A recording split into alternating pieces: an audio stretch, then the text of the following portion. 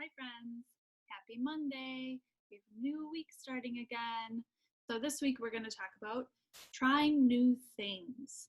So sometimes you might try new things, maybe new food, maybe a new activity, different stuff like that. And it's always good to try new things because that's how you find out new things that you like, especially when it's good things like fruits and vegetables that are healthy for your body. So we're going to talk about all the different new things that you can try this week, and we're going to read some stories about trying new things. So today we'll start with a story called Giraffes Can't Dance.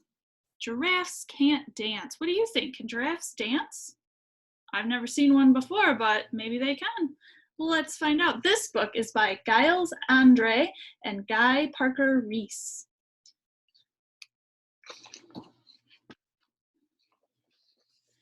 Gerald was a tall giraffe whose neck was long and slim, but his knees were awfully crooked and his legs were rather thin.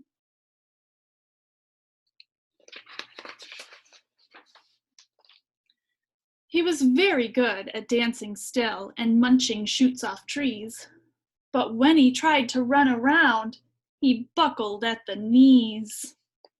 Oh boy.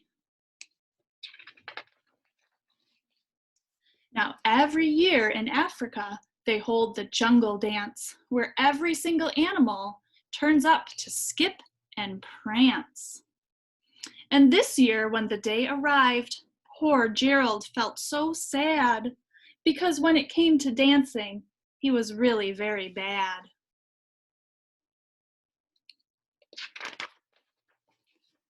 The warthogs started waltzing, and the rhinos rock and rolled.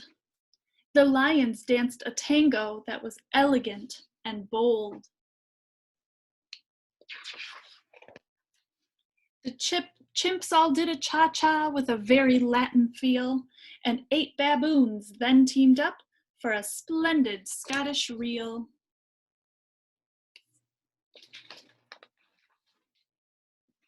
Gerald swallowed bravely as he walked toward the floor, but the lions saw him coming, and they soon began to roar. "Hey, look at clumsy Gerald," the animals all sneered.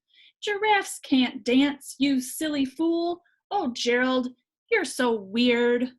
Oh, they are not being kind, are they? Poor Gerald. Gerald simply froze up. He was rooted to the spot. "They're right," he thought. "I'm useless. Oh, I feel like such a clot." So he crept off from the dance floor and he started walking home. He'd never felt so sad before, so sad and so alone.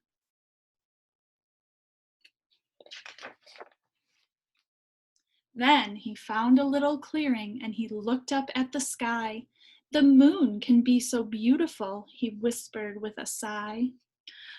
"Excuse me," coughed a cricket who'd seen Gerald earlier on, "but sometimes when you're different, you just need a different song."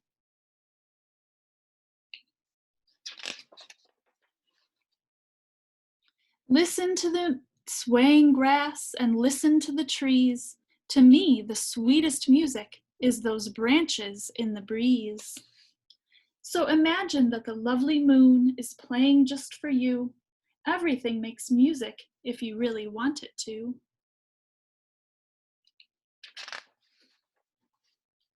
With that, the cricket smiled and picked up his violin. Then Gerald felt his body do the most amazing thing. His hooves started shuffling, making circles on the ground. His neck was gently swaying, and his tail was swishing round. What do you think he's starting to do? He threw his arms out sideways and he swung them everywhere. He did a backward somersault and leapt up in the air. Wow. Gerald felt so wonderful. His mouth was open wide. "I am dancing. Yes, I am dancing. I am dancing," Gerald cried. Then, one by one, each animal who'd been there at the dance arrived while Gerald boogied on and watched him, quite entranced. They shouted, "It's a miracle! We must be in a dream. Gerald's the best dancer that we've ever seen."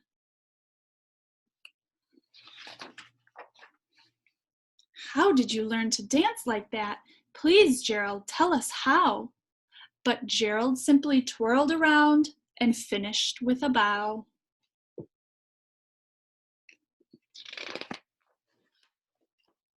Then he raised his head and looked up at the moon and stars above. "We all can dance," he said, "when we find music that we love." That was nice. I guess Gerald can dance. He just had to find his own way, right? Because we're all different and we all like different things and we do things all differently because that's how people are. Everybody's different. All right, guys. See you later.